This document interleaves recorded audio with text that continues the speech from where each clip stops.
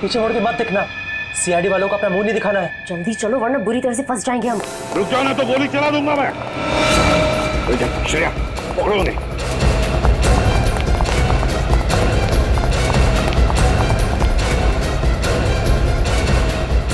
यहाँ क्या है?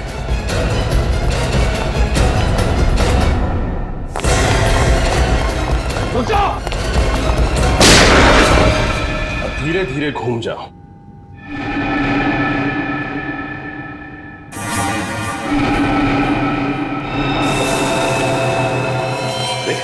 ये तीनों टेबल पर ऐसे क्यों पड़े हैं? खून?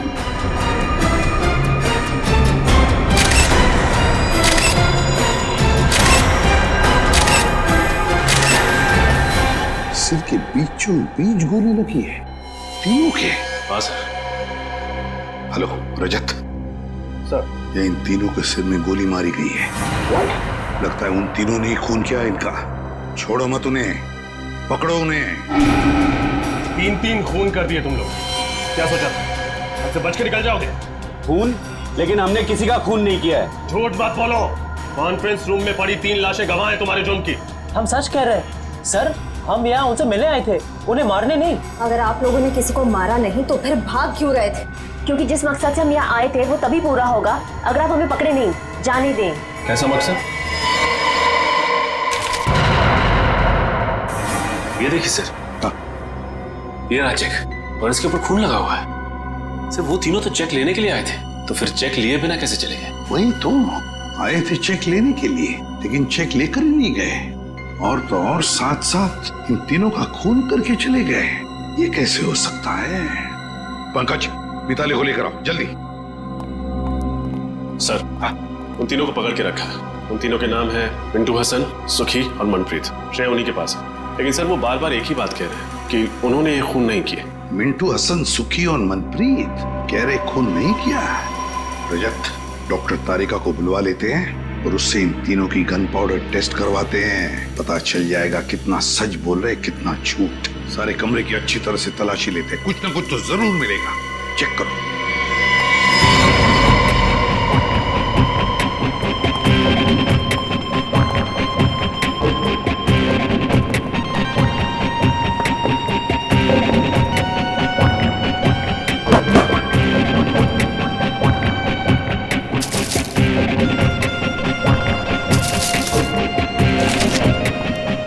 सर, मिताली। ये सब कैसे हो गया? किसने किया ये सब? मिताली बताओ, यहाँ इस कॉन्फ्रेंस रूम में आने के लिए क्या तुम्हारे पूरे स्टाफ को परमिशन लेनी पड़ती है? हाँ सर, जब भी कॉन्फ्रेंस रूम में मीटिंग होती है कोई भी बिना इजाजत के इस कमरे में तो क्या इस फ्लोर पर भी नहीं आ सकता। और आज तो यहाँ बहुत जरूरी मीटिंग थी, इसीलिए कृतिका मैडम, रणबीर सर और ईशान सर ने कहा था कि किसी को भी यहाँ आने की अनुमति न दी जाए जब तक मीटिंग खत्म न हो जाए। तो फिर वो तीनों कैसे घुसे इस कॉन्फ्रेंस रूम में? क्या तुम भी शामिल हो उनके साथ? बताओ। नहीं सर, आप ऐसा कैसे कह सकते हैं? मैं भला अपने बॉसेस को क्यों मारूंगी? उन्हें तो कृतिका मैम ने परमिशन दी थी अंदर आने के लिए। सर पूरा कमरा छान मार रहा है, कहीं कुछ नहीं मिला। कुछ भी नहीं मिला? कुछ भी नहीं मिला इस कमरे में? है ना बड़ी अजीब बात। यहाँ इस कॉन्फ्रेंस रूम में आने के लिए और यहाँ से बाहर जाने के लिए सिर्फ एक ही दरवाजा है। यही दरवाजा है ना? हाँ सर। ये सब हुआ कैसे? कैसे हुआ ये सब? जब हम लोग यहाँ आ रहे थे तब ये तीनों भी, मिंटू हसन, सुखी और मनप्रीत, भागे जा रहे थे यहाँ से। क्यों? और वो भी बिना चेक लिए। सारा चक्कर क्या है? कुछ ना कुछ तो गड़बड़ जरूर है। सर, हाँ, ये भी तो हो सकता है कि इन तीनों ने एक दूसरे को मार दिया हो। नहीं पंकज, मुझे नहीं लगता ऐसा हुआ है। अगर ये तीनों एक दूसरे को मारते तो कोई ना कोई गन तो हमें मिलती, कोई ना कोई गन। नहीं नहीं नहीं नहीं नहीं, इस सारी गुत्थी का जवाब इन तीनों के पास है। मिंटू हसन, सुखी, मनप्रीत।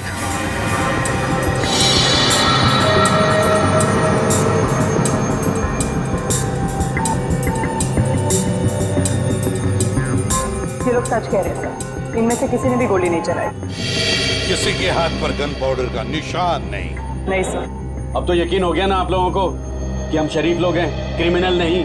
शरीफ लोग, मिंटू हसन, सुखी, मनप्रीत, शरीफ लोग इसलिए भाग रहे थे हमसे।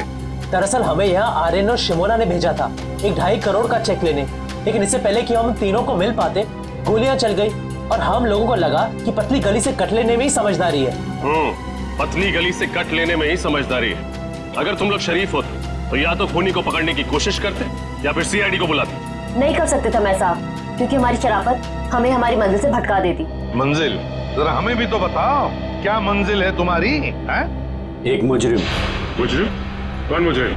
मुजरिम नहीं, कैंसर है वो, कैंसर। एक ऐसा कैंसर जो समाज के जड़ों को खोखला कर देना चाहता है, और उस कैंसर से देश को बचाने के लिए हमें भी मुजरिम बनना पड़ा। पर हम सिर्फ छोटे मोटे जुर्म करते हैं, शरीफों को नुकसान नहीं पहुंचाते। हम तो बस इतना चाहते हैं कि हमारे गुनाहों से प्रभावित होके वो हमें अपनी दुनिया में एंट्री दे दे। इसीलिए भाग रहे थे तुम हमसे?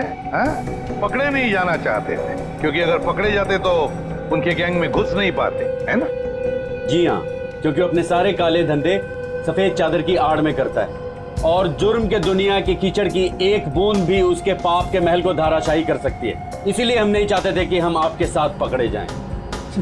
लेकिन आप लोगों ने पकड़ ही लिया। ये शिमोना और आर्यन, इनका क्या संबंध है इस बात से? वो दोनों उसी के लिए तो काम करते हैं, और हम तो उन्हें बस सीढ़ी की तरह इस्तेमाल कर रहे थे ताकि उन तक पहुंच सके। मतलब शिमोना और आर्यन ने मिलवाया तुम्हें इस रणवीर, ईशान और कृतिका?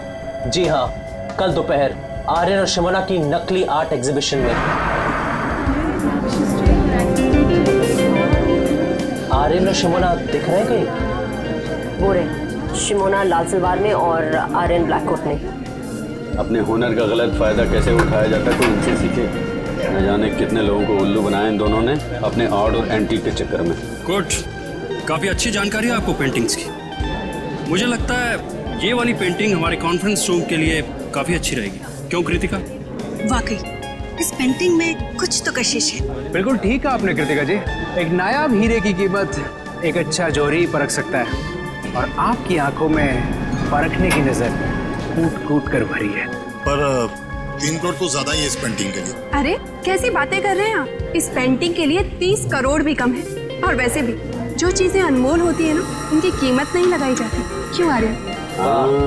क्या डायलॉग मारा है। जो चीज अनमोल होती है ना, उसकी कोई कीमत नहीं बताई जाती। देखना, इस पे तीनों के तीनों क्लीन बोल्ड हो जाएंगे। पर कुछ तो कम कीजिए, बहुत ज्यादा है। भाई हमें कृतिका जी की मुस्कान बहुत पसंद आई। जी शुक्रिया। आप एक काम कीजिए, 3 की जगह 2.5 करोड़ दे दीजिएगा। ठीक? ठीक है, डन करते हैं। तो फिर ठीक है, कल हम सारी पेंटिंग्स आपके ऑफिस में भिजवा देते हैं और आपसे चेक भी ले लेंगे। ठीक है। तो फिर बोलिए, कल कितने बजे तक कॉन्फ्रेंस रूम में आएंगे आप पेंटिंग्स देखने के लिए? 11 बजे सही रहेगा। 11 बजे मिलते हैं। डन। डन। Thank you.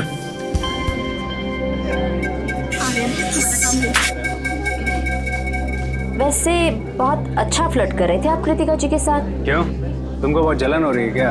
कहो तो थोड़ा सा फ्लर्ट तुम्हारे साथ भी कर लो। भाई थोड़ी फ्लर्टिंग मेरे साथ भी कर लो मिस्टर आर्यन। आर्यन? नहीं, आर्यन नहीं, मेरा नाम केतन है। और मेरा नाम नटवरलाल, और ये सिमोना नहीं मोना डार्लिंग। हाँ? लेकिन आप लोगों को ये कैसे पता चला?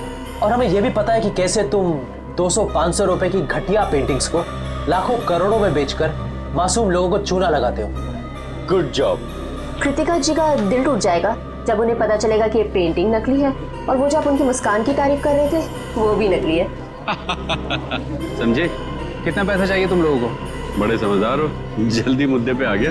हाँ, एक ठग को दूसरे ठग को समझने में ज्यादा वक्त नहीं लगता। हमें तुम्हारा पैसा नहीं चाहिए, हमें उस आदमी का पता चाहिए जिसके लिए तुम काम कर रहे हो। लेकिन क्यों? आप लोग हमारे बॉस तक क्यों जाना चाहते हैं? ये सोचना तुम्हारा काम नहीं है। अगर तुम चाहते हो कि तुम्हारी 420 की गाड़ी सही सलामत चलती रहे, तो जैसे कह रहे हैं वैसा ही करो। ठीक है, लेकिन आप लोगों को हमें ये गारंटी देनी पड़ेगी कि हम दोनों का धंधा चौपट नहीं होगा। दे सकते हैं? नहीं होगा। बस अब बताओ कैसे पहुंचेंगे उस तक? बहुत सरल, बस आप लोगों को उन्हें यकीन दिलाना पड़ेगा कि आप लोग हमारे लिए काम करते हैं। पर वो कैसे होगा? सिंपल है, कल इस पेंटिंग के 2.5 करोड़ का चेक हम लोग नहीं, आप लोग लेने जाएंगे। शिमोना का इन तीनों से पूछना कि तुम लोग कॉन्फ्रेंस रूम में कितने बजे तक रहने वाले हो, ये बात कुछ हजम नहीं हो रही है। सर हो सकता है इन तीनों का खून आर्यन और शिमोना ने किया हो। उन्हें ऐसा लगा हो कि हमारा भी काम हो गया और ये तीनों भी फंस गए। पंकज, जो तीनों भी आर्यन और शिमोना के कस्टमर्स थे तो वो उन्हें क्यों मारेंगे? नहीं नहीं नहीं नहीं, कुछ और ही चक्कर है। अच्छा एक बात बताओ, तुम लोगों को कुछ याद आता है? कोई ऐसी खास बात जो हमें बताना भूल गए हो तुम? एसीपी सर, एक फोन तो आया था आर्यन को? नहीं रणवीर को, और वो बहुत गुस्से में बात कर रहा था फोन पे। नहीं, क्या बात कर रहा था वो? Excuse me. हेलो, क्या ऐसे कैसे खराब हो गया? उसे जल्दी से ठीक करवाओ। कल सुबह 11 बजे मेरी एक बहुत जरूरी मीटिंग है, उसे पहले ये काम हो जाना चाहिए, समझे?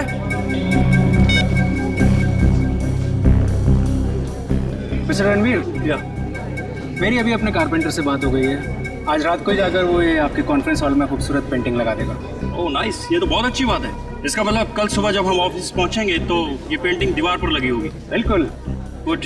और हमारी जगह चेक लेने के लिए ये तीनों आएंगे। ओह, कौन है ये तीनों? ये तीनों भी हमारे साथ ही काम करते हैं। और जैसे ही हम यहाँ पहुंचे गोलियां चलने लगी। उसके बाद क्या हुआ आपको तो पता ही है। कुछ ना कुछ तो गड़बड़ जरूर है, कुछ ना कुछ तो गड़बड़ जरूर है, वरना इस आर्यन ने रात को फोन करके तुरंत पेंटिंग्स क्यों लगवा ली कॉन्फ्रेंस रूम में? कुछ ना कुछ तो गड़बड़ जरूर है। क्या तुम लोगों ने इन दोनों को देखा था बिल्डिंग में? नहीं, वो दोनों तो यहाँ कहीं नजर नहीं आए। कहीं भी दिखाई नहीं दिए। फिर ये खून किया किसने? ये खून किया किसने? किसने किया ये खून? के पता चला गोलियां कैसे चली? हाँ पता तो चला है कुछ, शायद मदद मिल जाए। तो बता दे। उसे कृतिका, ईशान और रणवीर ऐसे ही बैठे थे ना कॉन्फ्रेंस रूम में? बिल्कुल ऐसे ही बैठे थे और तीनों के सिर के बीचों बीच गोली लगी है। और वो गोली एक ही कैलिबर की है बॉस, जो तीनों को लगी है। और तीनों को गोली 55 से 60 डिग्री के एंगल से चली है। ऐसे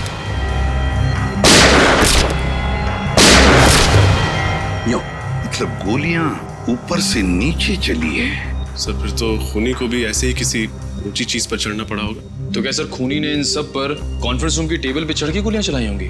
नहीं निखिल, कॉन्फ्रेंस रूम की टेबल पर चढ़कर कैसे गोलियां चलाएगा?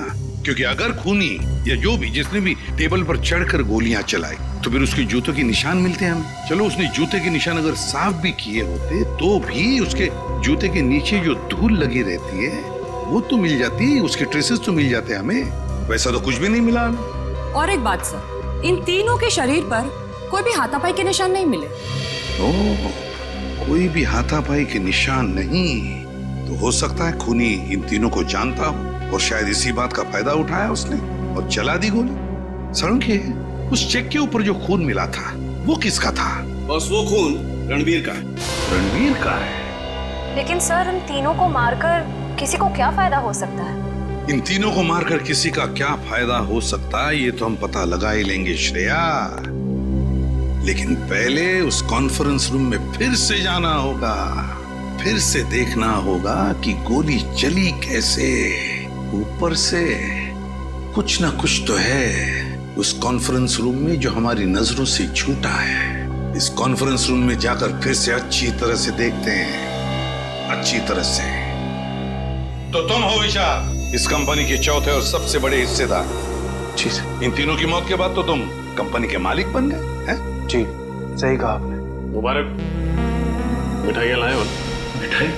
सर मेरे पार्टनरों के साथ इतना बड़ा दुखद हादसा हुआ है और आप मिठाई खाना चाहते हैं? अब करोड़ों रुपए जो मिल गए तुम्हें और फिर कंपनी पूरी की पूरी तुम्हारी हो गई? नहीं सर ये क्या कह रहे हैं आप? सर पैसा तो हाथ का मैल है, पर इंसान की जिंदगी पैसे से कहीं ज्यादा अनमोल है। इसी हाथ के मैल ने अच्छे अच्छे लोगों की नीयत को गंदा किया है मिस्टर विशाल। आज सुबह 11 बजे जब इन तीनों को गोली लगी, आप कहाँ थे? जी मेरे दांत में बहुत दर्द हो रहा था तो मैं डेंटिस्ट के पास गया। आप चाहें तो डेंटिस्ट से कंफर्म कर सकते हैं। नहीं नहीं, उसकी कोई जरूरत नहीं है। वैसे ये आपके दांत का दर्द ठीक है? अभी ठीक है। दांत का दर्द बहुत खराब होता है सर। मेरा डॉक्टर कहता है कि दिन में 2 बार ब्रश करना चाहिए, एक बार सोने के बाद और एक बार उठने से पहले। मेरे दांत देखो। डॉक्टर पंकज, आपका लेक्चर खत्म हुआ और आप जैसे आप सर में अब है। कृतिका का हस्बैंड। ओ, क्या लगता है आपको? आपको किसी पर शक है? कौन कर सकता है ये? नहीं सर, मुझे किसी पर शक नहीं है, पर सर जिस किसी ने भी किया है ना उसे आप छोड़िएगा मत प्लीज सर। पता नहीं हो कृतिका के बिना मेरी जिंदगी कैसे कटेगी। मिस्टर अभय, हौसला रखिए, वक्त के साथ सब कुछ ठीक हो जाएगा। मुझे तो लगता है कि रणबीर सर की जान पहले से ही खतरे में थी। अच्छा, आपको ऐसा क्यों लगता है? सर, रणबीर सर ने शशांक और केदार के खिलाफ पुलिस में कंप्लेन की थी। वो दोनों कंपनी हथियाना चाहते थे और रणबीर सर कुछ दिनों से काफी अजीब सा बिहेव करते थे। ना हंसते थे, ना बोलते थे, हमेशा अकेले रहते थे। जहाँ भी जाते थे ड्राइवर को भी साथ लेकर नहीं जाते थे। जहाँ भी जाते थे अकेले जाते थे, अपने ड्राइवर को भी साथ में नहीं लेके जाता था। सर, सालुंके सर कह रहे थे ना कि गोली 55 से 60 डिग्री के एंगल में चली। गोली कहीं ऊंचाई से चलाई गई। लेकिन सर, इस सारी जगह को देख के तो नहीं लगता कि गोली ऊंचाई से चली। सर, मेरी समझ में एक बात नहीं आ रही है। अगर कोई किसी को गोली मारेगा तो खड़े खड़े सामने ऐसे मारेगा, टेबल पे चढ़ के गोली क्यों मारेगा सर? सर, कहीं ऐसा तो नहीं कि गोलियां किसी चीज के अंदर से चली थी? हो सकता है, बिल्कुल हो सकता है श्रेया, बिल्कुल हो सकता है। इस कॉन्फ्रेंस रूम का कोना कोना छान मारो, एक एक इंच देखो, कोई भी चीज हमारी नजरों से छूटनी नहीं चाहिए, कोई भी चीज।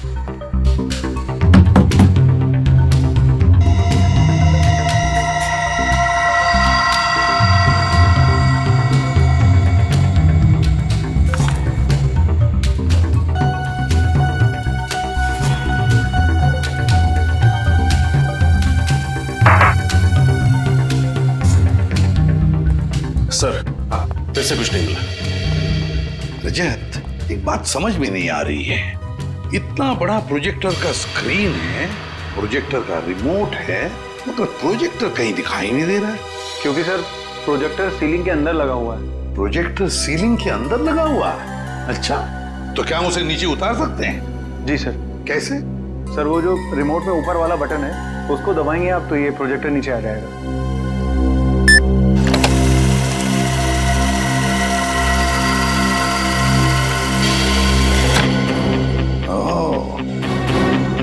ये बात है, प्रोजेक्टर ऊपर सीलिंग के अंदर।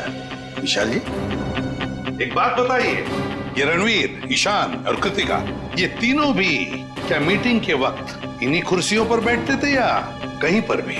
जी हाँ सर, जब भी हम मीटिंग लेते थे कॉन्फ्रेंस हॉल में, ये तीनों इन्हीं जगहों पर ही बैठते। इन्हीं 3 कुर्सियों पर बैठते थे। रजत, उतारो इस प्रोजेक्टर को नीचे, खोलो।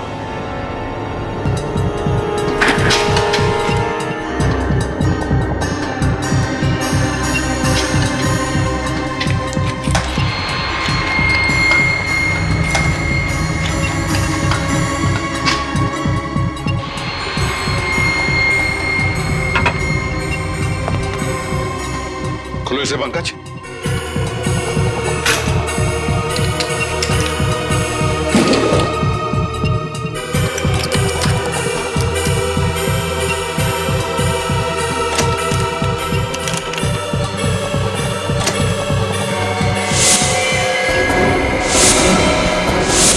वाह रे वाह, इसमें तो गन फिट की गई है।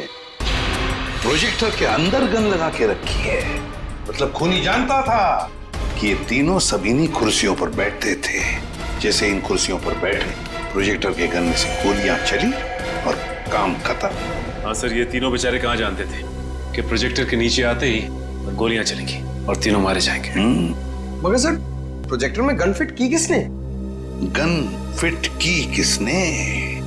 सर, मिंटू हसन कह रहे थे ना कि उन्होंने रणवीर को फोन पर किसी से बात करते हुए सुना था और रणवीर कह रहा था कि आज ही ठीक हो जाना चाहिए। उसे जल्दी से ठीक करवाओ। कल सुबह 11 बजे मेरी एक बहुत जरूरी मीटिंग है, उसे पहले ये काम हो जाना चाहिए, समझे? नहीं, रणवीर उस प्रोजेक्टर की बात तो नहीं कर रहा था? हाँ, हो सकता है। मिताली, क्या मीटिंग से पहले किसी ने इस प्रोजेक्टर को हाथ लगाया था? कोई रिपेयर करने आया था? सर, कल रात को आर्यन और शिमोना आए थे ये पेंटिंग लगाने के लिए। उसी दौरान एक इंजीनियर भी आया था प्रोजेक्टर ठीक करने के लिए। उस वक्त आप यहाँ थे? नहीं सर, मैं नहीं थी। रात हो गई थी तो मैं घर चली गई थी। मुझे वॉचमैन ने बताया। कौन था ये इंजीनियर? पता नहीं सर, कोई नया इंजीनियर था। वॉचमैन कह रहा था कि पहली बार देखा है। उस इंजीनियर ने अपना नाम, पता, नंबर तो दिया होगा? नहीं सर। कोई नया इंजीनियर जिसका नाम नहीं, पता नहीं, नंबर नहीं। वाह रे वाह, बहुत बड़ी प्लानिंग की इस खूनी ने। पहले इसने प्रोजेक्टर को बिगाड़ दिया, फिर अपने आदमी को बुला लिया इसे रिपेयर करने के लिए, इस नए इंजीनियर को, और उसके जरिए उसने ये गन फिट कर दी इस प्रोजेक्टर में। मगर ये इंजीनियर उसी वक्त आया था जिस वक्त आर्यन और शिमोना ये पेंटिंग लगाने आए थे। ओह,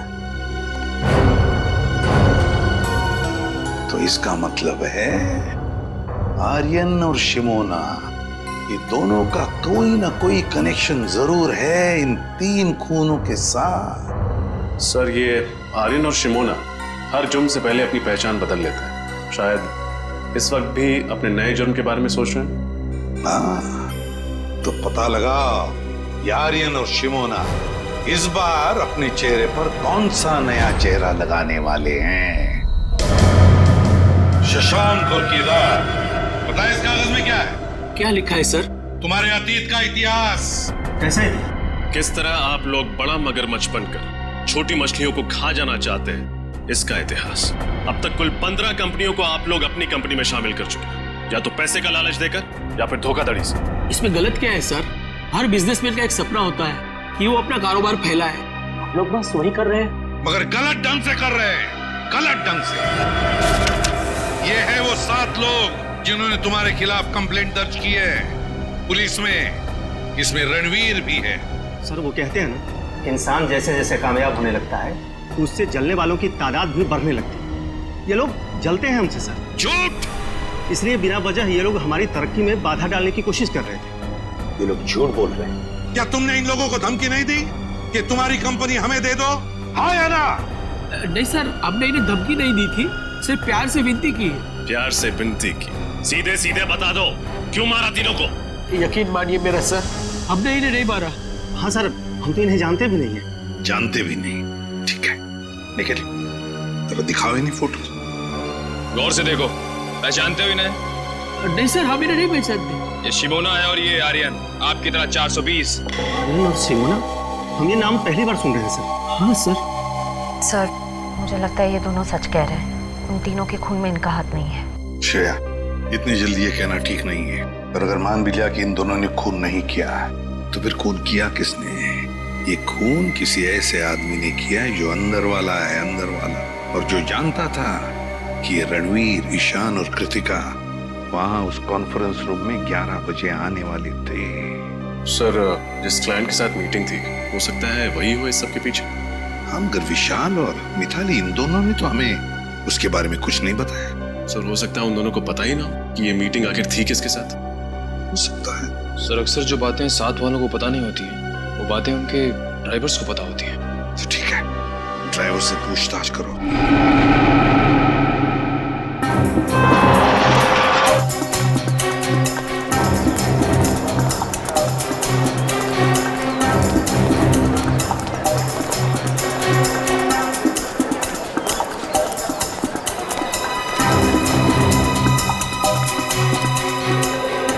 एक्सक्यूज मी, मैं सीआईडी से इंस्पेक्टर सचिन हूँ। आप जरा ये दोनों फोटो देखिए। क्या ये लड़का और लड़की आपके यहाँ पासपोर्ट बनवाने आए थे क्या? नहीं सर, ये दोनों तो कभी नहीं आए। पूरे यकीन से कह सकते हैं कि कभी नहीं आए? हाँ सर, मैं पूरे यकीन से कह सकता हूँ कि ये नहीं आए। Thank you. वेलकम। ये आर्यन और शिमोना है। क्या ये दोनों आपके बैंक में नया अकाउंट खुलवाने आए थे? आर्यन और शिमोना, एक मिनट सर।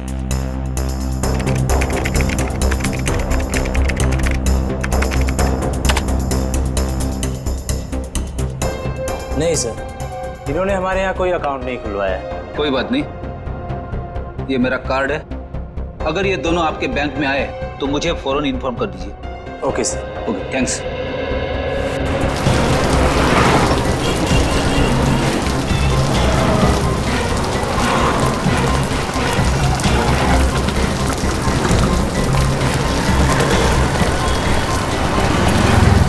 सर, हमारी तहकीकात की राह गलत नहीं है?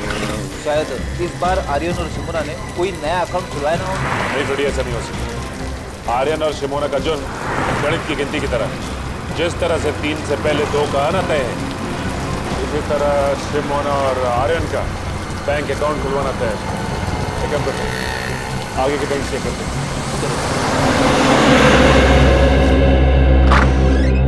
मैनेजर साहब जी कहिए। हम लोग सीआईडी से। सीआईडी? जी हाँ सीआईडी। जरा इन फोटो को गौर से देखिए। ये आर्यन और शिमोना, क्या ये आपके बैंक में अकाउंट खुलवाने आए थे? ये दोनों? हाँ, ये दोनों हमारे अकाउंट खुलवाने आए थे, लेकिन आपको कोई गलतफहमी हो रही है। इनका नाम आर्यन और शिमोना नहीं, रवि और सपना है। क्या? रवि और सपना? जी हाँ। ये दोनों 420 इतने धड़ल्ले से अपने नाम बदल रहे जैसे हर शुक्रवार को सिनेमा हॉल में फिल्म बदलती रहती है। अच्छा, ये उनकी डिटेल्स देख सकते हैं? जी एक मिनट। हाँ वीरेंद्र, उस फाइल में से रवि और सपना की डिटेल्स लेकर आना। हाँ।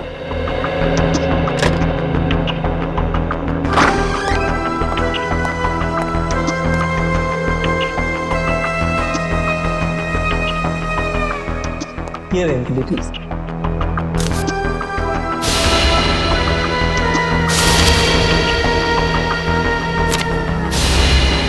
सारे जरूरी कागजात और डॉक्यूमेंट्स वगैरह दिख रहे हैं। हाँ, अकाउंट खुलवाने के लिए जो भी कागजात जरूरी होते हैं वो इन्होंने दिए थे और हमने इन्हें चेक भी किया था, बिल्कुल सही थे। और तो और हमारी एक टीम इनके घर भी जाने वाली है एड्रेस वेरिफिकेशन के लिए। Address verification? एड्रेस तो यही बताया था ना उन लोगों ने। Yes sir.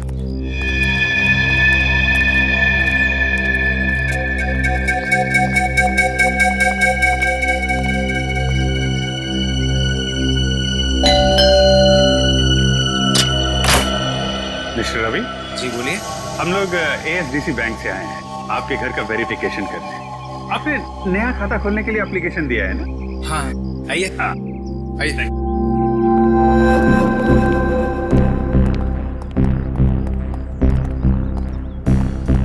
बहुत बढ़िया घर बनाया आपने सर। अच्छा, सपना मैम है ना, उनके भी सिग्नेचर्स लगेंगे। अच्छा हाँ। सपना, सपना। क्या हुआ रवि? बड़े अच्छे कलाकार हैं आप लोग। आर्यन को रवि और शिमोना को सपना बुलाते हैं। मतलब आप लोगों का खेल खत्म हो चुका है मिस्टर आर्यन और मिस शिमोना। कौन हो तुम लोग और हमारा असली नाम कैसे जानते हो? अरे भैया सुनो, जिस स्कूल में तुम पढ़ते हो ना, उसके हम लोग हेडमास्टर्स रह चुके हैं और तुम्हारे जैसे 420 हमारे जेब में लेके घूमते हैं हम लोग। देखो देखो, मुझसे पंगा मत लो, बहुत खतरनाक आदमी हूं मैं। सीआईडी से खतरनाक तो नहीं हो सकते ना? सीआईडी? अरे कहाँ जा रहे?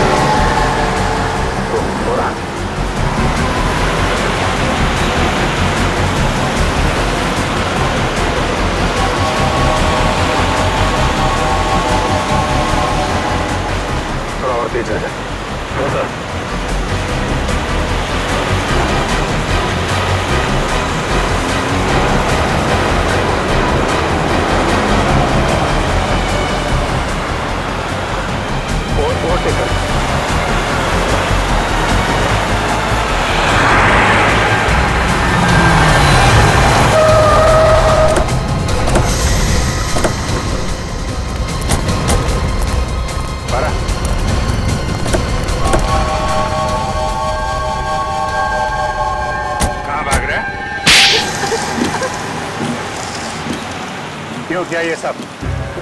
हाँ ये सच है कि पेंटिंग के बाद ही हम लोगों ने प्रोजेक्टर में गन फिट करी थी। 2.5 करोड़ रुपए तो तुम लोगों को वैसे ही मिलने वाले थे, फिर 3 खून करने की क्या जरूरत थी? क्योंकि अगर हम उनका खून नहीं करते तो वो हमारा खून कर देते। वो कौन? सर वो पिछले महीने हमने एक आदमी को चूना लगाने की कोशिश करी, जो हमारी जाल में फंसा ही नहीं। हाँ, तो मैं कैसे यकीन कर लूं कि जो जेवरात आप हमें बेचना चाहते हैं वो सब असली है और राजा महाराजाओं के वक्त के हैं? अगर आपको हमारे ऊपर यकीन नहीं तो ये रहा उसका प्रमाण पत्र। ये मिस्टर अभिमन्यु, उस राजघराने के वारिस, उनका नाम और नंबर इसी में। और वैसे भी अगर आपके बॉस को हम पर यकीन नहीं होता तो नीलामी में 5 करोड़ रुपए की बोली क्यों लगाते? ठीक है, बिना भरोसे के कोई भी सौदा पक्का नहीं हो सकता है। ये लीजिए अपनी रकम।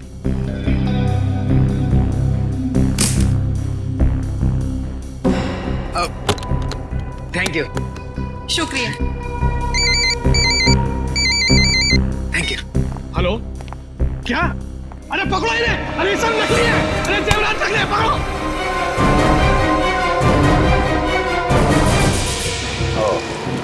तो उन लोगों ने सोचा कि तुम्हें पुलिस के हवाले करने की बजाय क्यों ना तुमसे एक जुर्म और कराया जाए। सर, हम तो खून करने के बारे में सोच भी नहीं सकते। हम लोगों से पैसे ले, उनकी चाहने नहीं लेते। खून करने से इतना ही परहेज था तो क्यों साथ दिया उन लोगों का? सीआईडी के पास आना चाहिए था तुम लोगों को। कहाँ पकड़े गए थे तुम लोग? सर वो होटल रिज में। Hotel ridge? Excuse me. आइए सर, आप डिलक्स रूम एसी लेंगे या नॉन एसी सर? सीआईडी, क्या बात है सर? सब ठीक तो है ना? ठीक तो कुछ भी नहीं है।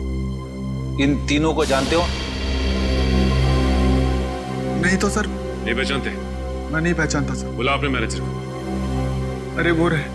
मैनेजर साहब जल्दी आइए, सीआईडी वाले आए हैं। क्या हुआ सर? इन फोटोज को जरा ध्यान से देखिए।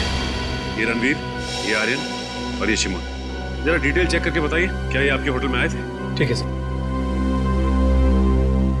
नहीं सर, ये नाम के लोग तो हमारे होटल में कभी नहीं आए। शायद नाम बदल कर रह रहे हो। सर नाम बदल के आए होंगे तो पता नहीं, लेकिन पहले इन्हें इस होटल में आते हुए कभी नहीं देखा सर, जहाँ तक मेरा ख्याल है। जहाँ तक आपका ख्याल है? हेलो, हाँ जरा अंदर आना था।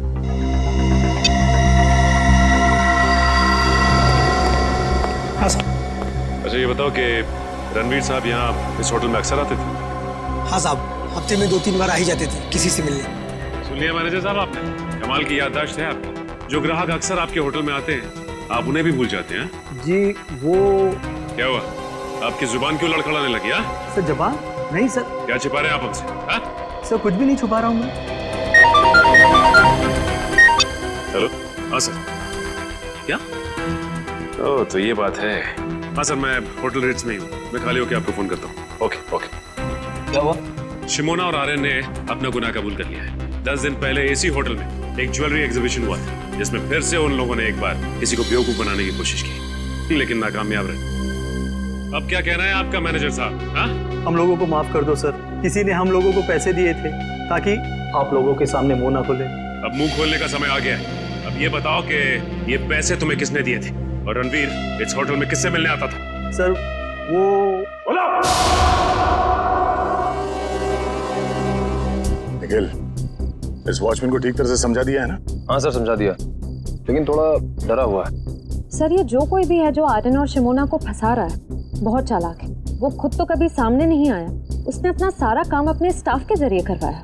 हाँ श्रेया, पर अब इस चेहरे का मुखौटा ज्यादा देर तक नहीं रहेगा। बहुत जल्द हम इसके जुर्म के खेल का पर्दाफाश कर देंगे।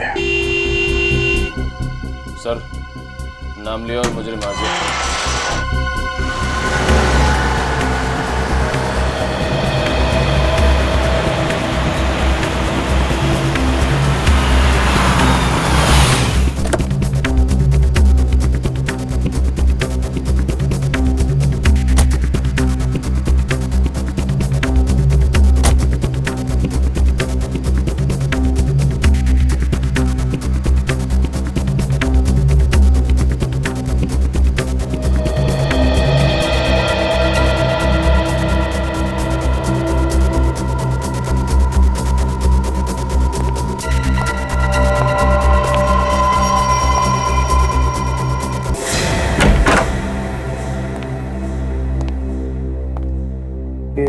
घर की सारी लाइटें ऑन क्यों हैं?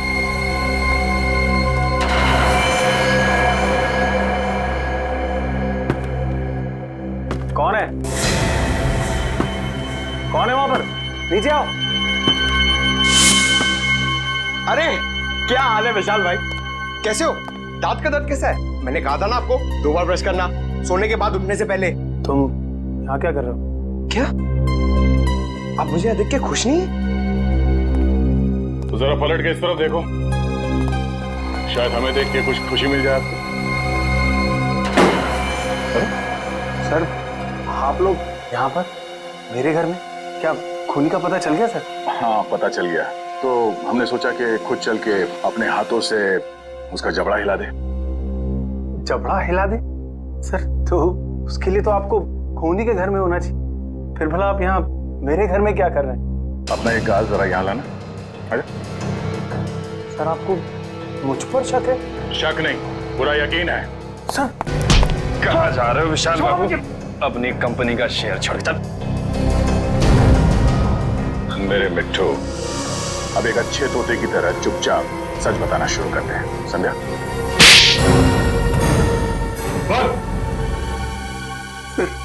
सर ये सच है कि मैंने रणवीर, ईशान और कृतिका के खून में साथ दिया था, और सर मैंने उनके खून की साजिश नहीं रची थी सर। तुमने नहीं रची? नहीं सर। तो फिर किसने रची? मुझे नहीं मालूम सर वो कौन, मैं उससे कभी मिला भी नहीं सर। सर वो हमेशा अपने वकील को भेजता था मुझसे बात करने के लिए। सर लगता है हमें गुमराह करने के लिए कहानियां बना रहे। उन तीनों की मौत के बाद सारी दौलत तो इसकी हो गई, उसके पास सबसे ठोस वजह थी उनको मारने की। नहीं भाई सर वो चाहता था कि मैं इस कंपनी को दिवालिया घोषित कर दूं और उसके बाद इस कंपनी को एक नकली फर्म में बेच दूं, ताकि वो बाद में उस नकली फर्म से कंपनी को वापस खरीद ले। बहुत लंबी प्लानिंग की थी खूनी ने।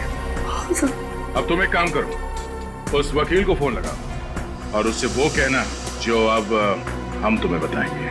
हैं? विशाल, आखिर कौन सी ऐसी जरूरी बात थी जो तुम इस अनजान जगह पे कर रहे हो? अगर तुम चाहते तो ये बात ऑफिस में भी हो सकती थी। सुरेश जी बात बहुत जरूरी थी, इसलिए मुझे आपको यहाँ बुलाना पड़ा। कौन सी जरूरी बात थी? सुरेश जी, रणवीर ने ये कंपनी हमें बेचने से पहले किसी और को बेच दी है। अब इस कंपनी को बेचने का हक हमारे पास नहीं है। एक मिनट, क्या कहा आपने? इस कंपनी को बेचने का हक आपके पास नहीं? हाँ मैं सच कह रहा हूँ, रणवीर ने बाकी सारे पार्टनरों के साथ गद्दारी की और इस बात की भनक तक नहीं लगने दी किसी को। अच्छा ये बताओ, इस कंपनी के नए मालिक का नाम क्या है? हम हैं। वकील साहब को हमारा प्यार भरा नमस्कार। अपना प्यार भरा नमस्कार रखो अपनी जेब में, और अगर अपनी भलाई चाहते हो तो चुपचाप ये कंपनी उसको दे दो जिसका इस कंपनी पे पूरा पूरा हक। सुखी जी, हम तो इतने प्यार से बात कर रहे हैं इनसे और ये हमें धमकी दे रहे हैं। वो क्या है ना मनप्रीत, ये लातों के भूत है, बातों से नहीं मानेंगे। ठीक कहा, बिल्कुल ठीक। इसीलिए आज मैं तुम दोनों को ऊपर भेजने का इंतजाम करके रहा हूं। किसी को पता भी नहीं चलेगा कि ये कंपनी कभी किसी और के नाम पे हुई थी। सर मैं अब है कृतिका का हस्बैंड। ऐसे कैसे भूल दोगे? क्या समझ रखा है हमें? घर नीचे रखो, पहले सीआईडी को तो आने दो। सीआईडी आए पहले मैं तुम्हें मार देता हूं। कहानी तो तुम्हारी खत्म होगी फांसी के फंदे पर। कहाँ भाग रहे हो अभय बाबू?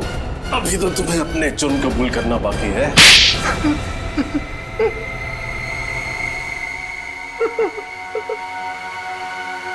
तीन खून करके पेट नहीं भरा तो और 2 खून करने चले थे।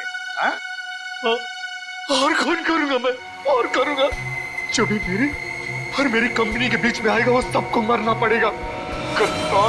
गद्दारी की थी मेरी पत्नी कृतिका ने मेरे साथ। कैसी गद्दारी?